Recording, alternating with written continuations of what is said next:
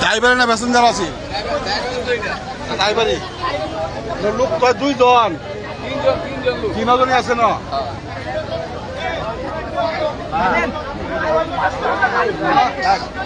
গাজীপুরের বাসন সড়ক এলাকায় ঢাকা ময়মনসিংহ মহাসড়কে ঘটে গেছে এক মর্মান্তিক সড়ক দুর্ঘটনা। আজ দুপুর আনুমানিক 12:45 অনাবিল ও বিনিময় পরিবহনের দুটি বাসের সংঘর্ষে হতাহতের এই ঘটনা ঘটে।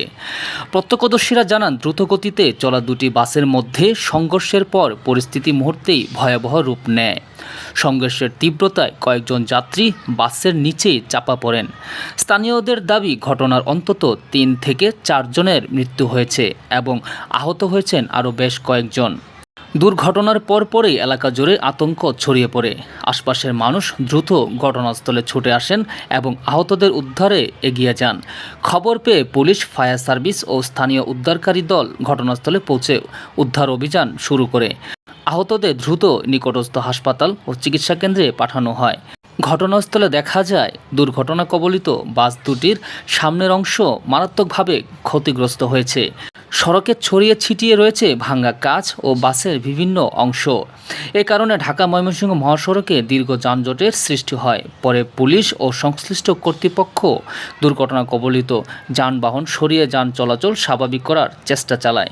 স্থানীয়দের অভিযোগ, মহাসড়কে অতিরিক্ত গতি, বেপরোয়া ওভারটেকিং এবং ট্রাফিক নিয়ম অমান্য করার কারণে এ ধরনের দুর্ঘটনা বরাবর ঘটছে।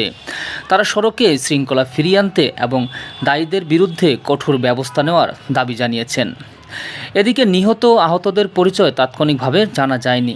প্রশাসনের পক্ষ থেকে হতাহতের সঠিক সংখ্যা এবং দুর্ঘটনার প্রকৃত কারণ অনুসন্ধান করা হচ্ছে। তদন্ত শেষে এ বিষয়ে বিস্তারিত তথ্য জানা যাবে বলে জানিয়েছেন সংশ্লিষ্ট কর্তৃপক্ষ।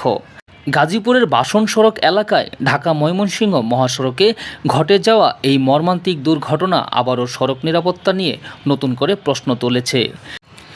নিহতদের পরিবারের প্রতি গভীর সমবেদনা এবং আহতদের দ্রুত সুস্থতা কামনা করছি। রানা আলিফ, Echo 24।